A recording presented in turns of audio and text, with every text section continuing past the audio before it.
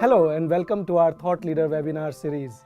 I am thrilled to be here with someone I deeply respect and I have had the fortune of working over last 4 years. Chris Yu, welcome. Thank you, Lalit. Chris has very illustrious career working in some of the amazing companies like McKinsey, KKR, and prior to that he spent about 5 years at Army after West Point, and after KKR, he joined HPE as the Chief Operating Officer of Hewlett-Packard and then HPE. The topic of our webinar is around transformations that the big companies drive when they are transacting, and this is something that you were at the front end of when HP decided to first split into two parts and when they also did many carve-outs, if you will. So share a little bit about us with us. Well, during the course of the time I was there, under Meg's leadership, we separated HP from a $100 billion company into 5 separate companies through a series of transactions. And then we also bought several companies during that time and integrated them into the company. And I led much of the transformation during that time, both operationally, but also the structuring of the deals and the execution of those deals. Share with us the very first one when, if we have to look at it, this was one of the biggest transactions, splitting the company into 2 parts. And I remember I had just joined you, and this was like somebody, when I just joined and when we were talking about it, almost everybody was saying, guys, you must be nuts about even thinking about it and doing it in 1 year. Share, what went around during that 1 year and how did you and the team made it happen? Well, there were times when I think we thought maybe we were nuts. Taking a $100 billion company that was made up of lots of different acquisitions and pulling it apart in 1 year and standing up 2 completely independent and separate companies to operate independently as public companies was nothing short of remarkable. And at the time we had 300,000 people, employees, and lots of other contractors, and hundreds of thousands of customers around the world, and 3,000 different IT systems. So really coming up with a structure, a process, and a governance around making decisions, having those decisions stick, and then executing against those with, I think we had at one point in time, almost 1,000 people working full-time on the separation, making sure that every aspect from the legal structuring to, the separation of servers was done appropriately in the right phase so that we wouldn't disrupt the businesses in either one of the businesses. Wow, that's amazing. And let's talk about the people aspect of that, because you said 300,000 people were getting impacted. How did the people side of it work through the transaction? Well, when HPE was just such an amazing company with an amazing brand, and it was considered a family company. And before I joined, I talked to a number of people in the Valley, and there wasn't a person I talked to who didn't have an uncle, a relative, somebody in their family who had been at HPE. And in fact, when I ran the venture capital program called Pathfinder at HP, a lot of the entrepreneurs that we met were ex-HP employees or sons or daughters of ex-HP employees. So it was a company with just a huge footprint and a huge amount of breadth and reach and an emotional connection. So when we announced the separation, there was this sense of mourning, and we had to really focus on communicating to our employees, to our customers, to our shareholders, making sure that we brought everybody along the way, that they understood why we were doing things, how we are doing them, and what were the expectations and milestones along the way. Mm-hmm. How about when we split the company and then HPE became more of the enterprise-focused company, and there was effort around pretty much reinventing HPE, if you will. Would you like to share some thoughts about what went about reinventing, making a nimble organization that it became? Yeah, I think, one of the major theses about why we needed to separate the businesses was that in order to really focus on core businesses and really differentiate and compete, we needed to have smaller chunks of pure play companies.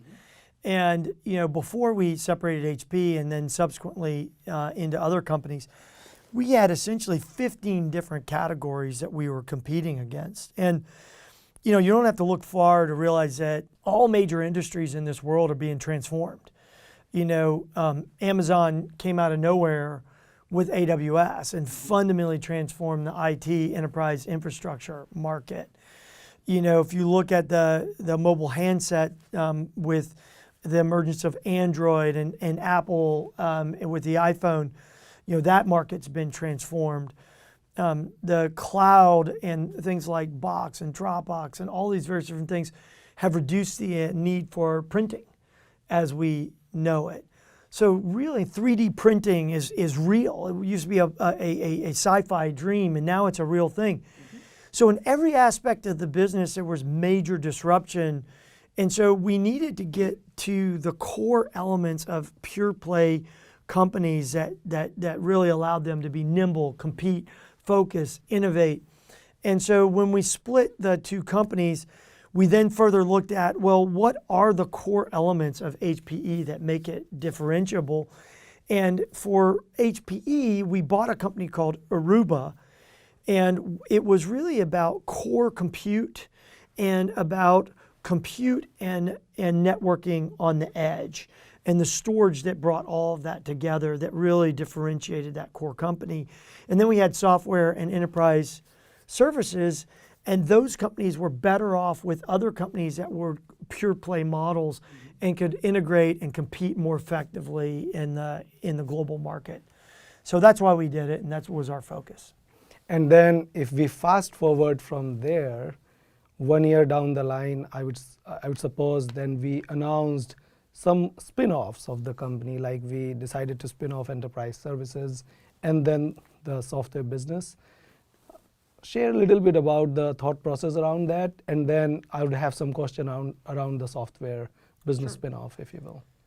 Well, I think maybe 3 quarters post the separation of the two large companies, HP and HP Enterprise, we announced the spin of the former EDS company, our enterprise services business, and tax-free spin merge with CSC to create the second largest pure play IT services company in the world. And the whole purpose of that was really, again, focus on the core business that I spoke of in HPE, but then to allow the enterprise services business to get more scale, focus, and be able to compete on a global scale in that market. And then the next quarter, we announced the separation and spin and merge of our enterprise software business with Micro Focus. And again, the same logic applied to that as well.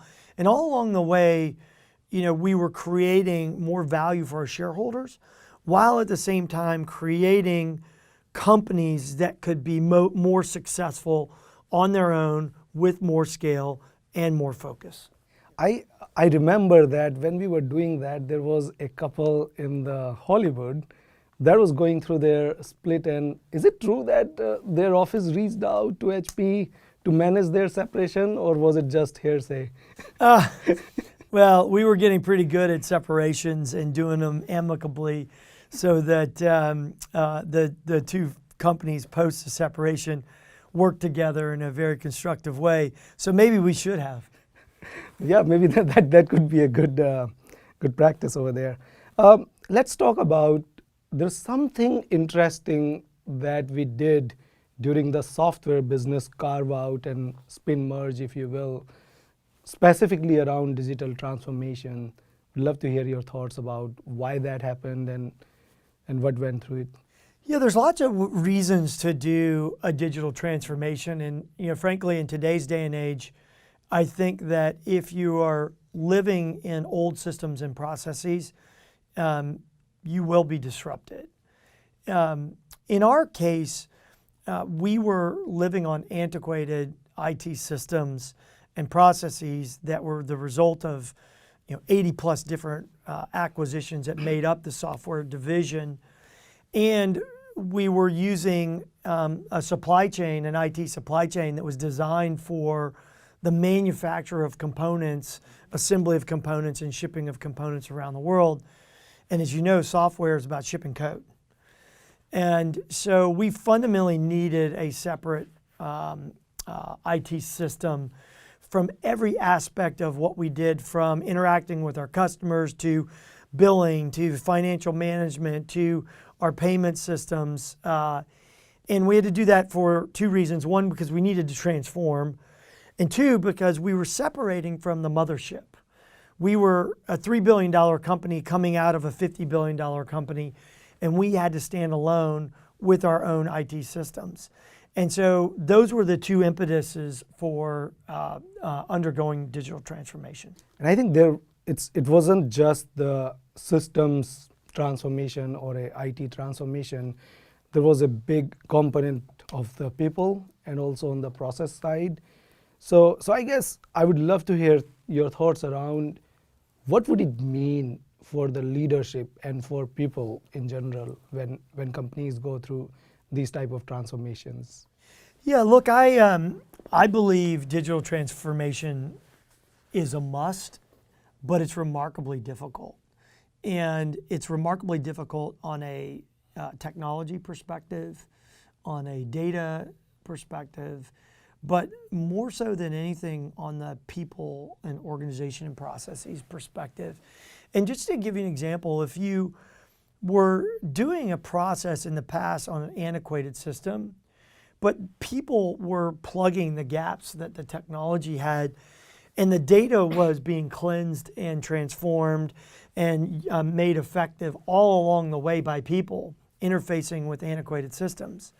But in the end, an invoice came out or a quote came out effectively, but no one really understood exactly what happened. It was just people and systems interacting in a process that had just grown organically in and around a system that wasn't great. When you replace the system and the people don't know how to actually do the process anymore because the system isn't consistent with the old system, and you actually think that you've designed something that works, but then at the end an invoice doesn't come out, or a quote doesn't come out, or it comes out and it's got errors in it. You have to go back and rework everything. And it's really hard at times to anticipate how to make all the new systems and people and processes work together. So my belief is that you got to really prepare people for the change in the system by training it, by testing it with real people, using user acceptance testing over and over again, and improving the systems, making sure that the people are in place. And then when you turn the system on and you go through that digital transformation, you have to assume things won't work. And when they don't work, you have to be prepared, and the organization needs to be prepared to have manual workarounds while you're fixing the core systems, processes, and data. I think that's a very, very good point. And if I have to add to that on the people side, I think there is a component of getting people ready as well, right? Because this one required 15,000 employees in the company to be ready to be able to do work in this new environment. Retraining is retraining, reskilling is very critical, if you will. Thoughts around. I think you also have to prepare them that even though they think because you're going through an old system that was really hard to a new system that has all the bells and whistles, their expectations are that the new thing is going to work way better than the old. And oftentimes in digital transformation, it takes a long time before you get that tuned. And if their expectations are that when the light switch goes on, they can see better, you're going to be left with folks that can be disappointed. And you need to set that expectation that there's going to be tough things that people are going to have to work through, and it's not going to be day one ready to be much better than what they had before. That takes work and iteration and refinement. And I think there may be goodness in actually figuring out some kind of training materials that would give employees a first-hand, real-world type of experience as to what it would be like working in that new environment. Like in our case, Absolutely. we did have training, right? But it was more of a theoretical training. If there was a training wherein they would get their hands dirty, so that when the light went on, they already knew how to operate in that. Well, in a way, it's a little bit like as a software company, what we did with our customers when we were driving a digital transformation with our customers, whereby you have a sandbox environment or a user training environment that they can get used to how the systems work. I think that's a really good idea, Lalit. Yeah, so I mean, I'm just putting a Udacity plug out here, by the way. That's what we do at Udacity. The training material we create at Udacity is very different, wherein what we do out here is in this future-looking skills, as companies are going through digital transformation, we create training wherein people don't just get the theoretical concept, but they get their hands dirty. They really get to create the code. They really get to analyze the data. And when they go back to the world, when they go back to their job, they are actually running from day zero. Well, as you know, it's I think one of the keys to a successful digital transformation that unlocks competitive advantage in the capacity of an organization depends on the willingness of people to change and the willingness of the team to learn new things and apply those new things. And that goes from how things are done to specific content knowledge, like some of the AI and data analytics stuff that you guys are doing that can really help unlock digital transformation. So let's talk about that, right? Many companies right now are going through digital transformation, be it bringing AI or ML or data science or just going to cloud. Or even what I call little data analytics. Yeah. Just the simplicity of providing individual employees with visualizations of data that help them make little decisions on a daily basis that improve their lives and improve the lives of their customers and folks inside the company. So where do you think is the most, I would say, gap versus the opportunity in driving this transformation successfully in big companies, if you will? It's interesting. I recently did an interview with a large consulting firm that was asking a similar type question, and they were asking in the specific of in a specific context of there's a CEO that runs an old school, not based in the Bay Area, industrial sales business, and they want to do digital transformation. And today, they're still doing paper invoices and that kind of stuff, handwritten invoices. And they want to take baby steps, but their frontline salespeople are saying, hey, no, we don't want to do that. We were afraid of disintermediation. And the problem with situations like that is, A, you have to actually recognize that if you don't disrupt yourself, you are going to be disrupted by someone else that's willing to embrace digital technology and people and processes and new capabilities, or that has a de novo infrastructure and architecture and doesn't have the legacy issues that you have. And so I think the first thing is just a real recognition that if you don't disrupt yourself, you're going to be disrupted. Mm-hmm. And then I think the second thing is the willingness to be bold enough to not incrementalize your way into things that 3 years from now, once you get that transformation done, are going to still be behind where industry is. And that requires a bold leader, a bold vision, a willingness to change, and a willingness to invest in upskilling and reskilling your people, which I think is an area that you guys are really have a bullseye on. Yes, we do. So what would be one thing that an organization should do right when they embark on such a transformation agenda? And how should they go about? Clarity about what the end state is and the timing to get to that end state, is remarkably important. Because despite all the planning that you think you can do, and we did tons of detailed planning over many, many, many operations, even going back to my days in the military, but the plan always, something goes wrong and you have to change the plan, and people change and people leave and new people come in. And so the most important thing is having the end in mind all the time. What are you trying to accomplish, and what does good look like when you get there, and what's the timeline?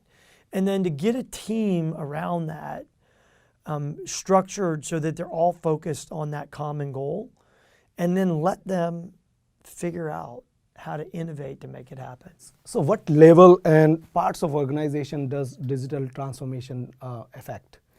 Well, you look, I think digital transformation, if you're doing it correctly, should impact all parts of the organization. And I think that what digital transformation does or enables is the ability to flatten an organization and to really start to streamline and remove those manual administrative processes that no one really loves doing, and creates the capacity for more customer-facing time, for more innovation, for more building of things. And I think that providing digital transformation also is about providing information to the right people at the right time to make the right decisions without having to wade through levels of organization or hordes of information, and to have that at the right place at the right time so they can make the right decision. I think that enables an organization to be faster, more innovative, and more customer-centric. But I will say that I think one of the things that I struggle with, and personally, that maybe is, and I see organizations struggle with it, is especially in Silicon Valley, and I think this is just the beginning of what's going to happen across business, is this constantly on collaboration, driven by things like Slack and instant Zoom, and it's just very hard to figure out whether or not to look at email, the notifications, your text, your WhatsApp, your Slack, you might have 50 channels of Slack that you're part of, and it just helps, or it starts to create a lack of focus. And I think that all the positive things that I spoke about around digital transformation are really critical, but you need to maintain focus. And you need to find a way to help your employees and your teams not get distracted by all the various different forms of communication that are always ongoing. Maybe that's a personal issue. No, I think I kind of agree with you in that one. There's probably also some organizational construct to it. What organizational shifts are required to ensure that the leaders and the employees, they succeed through this transformation phase? Listen, I think it depends on every organization, but I think there's democratization of information is a core kind of key benefit of digital transformation. And I think by democratizing information and transparency, you can flatten organizations. You can go, worked with another Andreessen company, People AI, that fundamentally transforms the way that salespeople and their managers interact around activities and leads in CRM. And I think that will essentially create a district manager where the rule of thumb is 8 to 10 representative sales reps per district manager to like 20. Because the information is there, and you don't need that level of hierarchy, and you can start to flatten whole parts of your organization because they're all looking at the same information. And that information's all real time, and it's all driven by machine learning and AI, and it doesn't distract from people's customer-facing time to enter it into the system. So I think digital transformation is going to enable fundamentally different org structures that I don't even think we've really even thought about yet. But ultimately, I think you're going to have a much flatter organization. You're going to have people that basically are building things, people that are selling and managing that customer experience, and then people that are thinking about what's next for the people to build, and then folks, a very small set of people that are supporting all of those folks that are doing that creation. That's a very, very, very interesting point. And I think it probably leads to that the startups or the smaller companies which are growing, they probably leapfrog into this digital age faster than the enterprises. And probably the path for them to get to that flatter, more empowered organization is probably faster than the enterprises, right? It is, because they don't have the legacy of systems, processes, cultures, compliance, legal constructs. They have an idea and a desire to make something better or cheaper or faster. And they have all the tools of technology to put those things together in a modular microservices kind of architecture. Now, with AWS and Google and Azure, you can start a company like that. Like, I don't even need an IT. I've started a company with no IT shop. I just went on GoDaddy and started a website and started up my email and my calendar exchange, and we've got a O365 account, and we collaborate on Google Docs for free and Slack and Zoom. You don't need the infrastructure, and we're building a platform on AWS. It's just fundamentally changed, and so you can be more nimble. You don't need all the structure and layer and processes. And because you don't have anything and everyone else has something, which is customers, profit, revenue, etc., going from nothing to taking customers, profit, and revenue from the existing players is a lot easier. Wow. So getting stuff done is much more faster then, basically. It is imminently faster. Yeah. You can reach out and touch someone. Yeah, I think I totally agree with you that. You spoke about your military days. I know that you joined Army at the age of 17, and then you grew up the ranks pretty quick and became an officer. I think you drove some of the big tanks over there. Share with us some of your experience that actually shaped your leadership style during your time at Army. Well, that's not the way I would describe it, but maybe just to put it in perspective. Yeah, I joined the Army when I was 17. I went to West Point. West Point is designed to develop leaders of character to serve the common defense.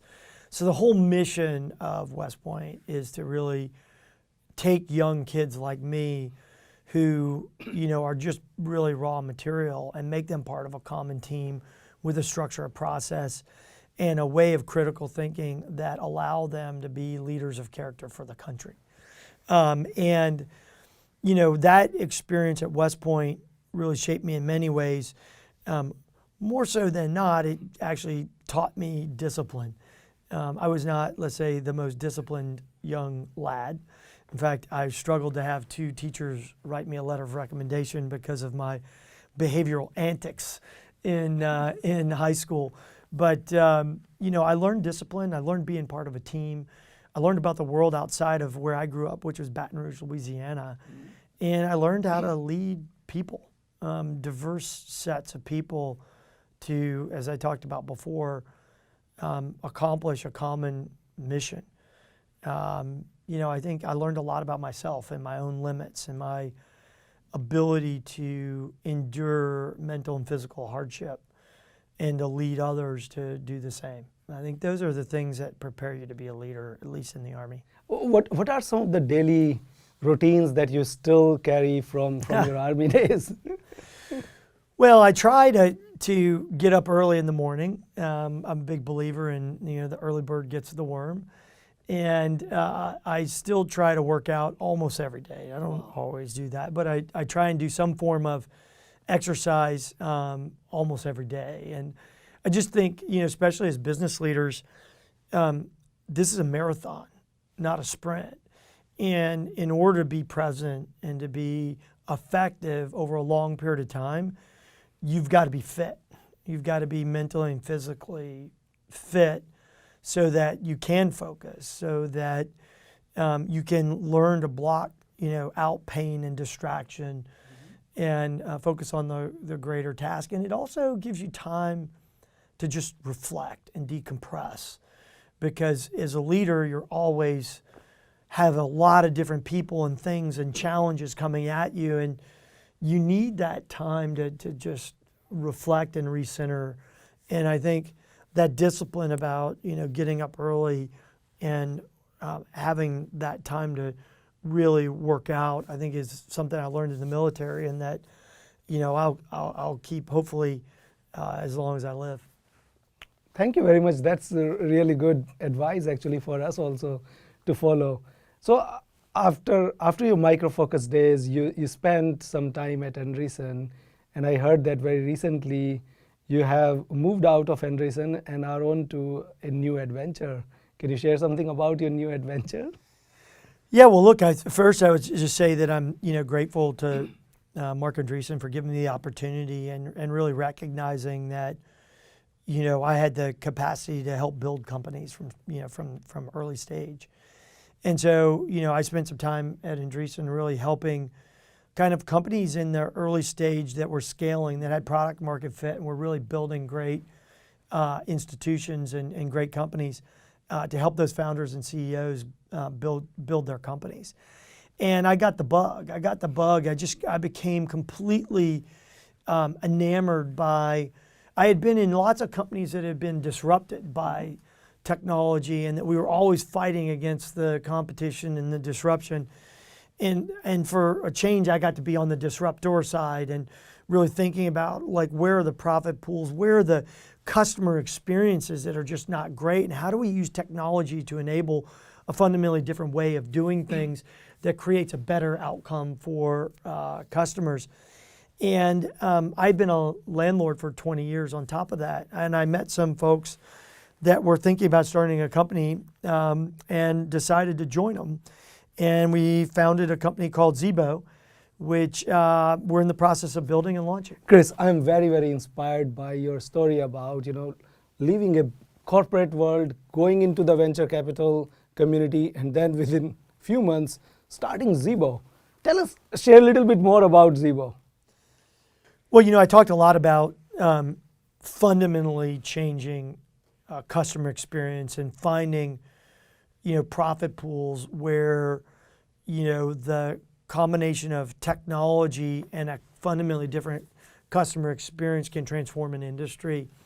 And anyone who's bought a house and has applied for a loan and gotten title insurance and had to open a bank account associated with the loan to do direct deposit, and then have to get insurance so that you can get the loan, because you have to have proof of insurance, and you have to go find a bunch of insurers and do a bunch of different application processes, and it's all manual and all analog, knows that process leaves something to be desired, and it's not a transparent process. It's not a customer-friendly process, and you're entering the same stuff over and over and over again. And I said I was a landlord for over 20 years.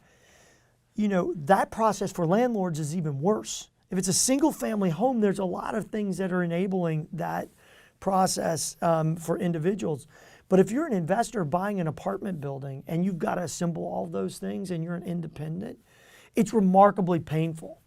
And so what Zeebo does is it will be the only platform focused on landlords that it fundamentally changed that experience with financial services, from lending to banking services to insurance services. Awesome. So talking about disruption, at Udacity, we help organizations or even students who want to come lifelong learners, who want to come to our platform and really learn these new future-looking skills to unleash their potential to take charge of their career. What advice would you have for our listeners today? Well, listen, I think the best investment you can ever make is an investment in yourself. Mm-hmm. And I think a lot of people are always spending a lot of time watching CNBC and investing shows and trying to figure out what to do to, protect their retirement and protect their family and create wealth. But I think the single best investment you can ever make is in learning something new. And then I would couple that with taking risks. I think, if I look back on my career and I'm probably on my sixth fundamentally different career, like totally different industry, totally different job set. And I look back at the people that I served with in the military who are brilliant folks, and they've had brilliant careers, and many of them are generals today. Mm-hmm. But they went on one path. I jumped off and did something different. And then the folks that I worked with in my first career as a brand manager, many of them are still doing brand management and middle management. And I think, I think the difference wasn't that talent.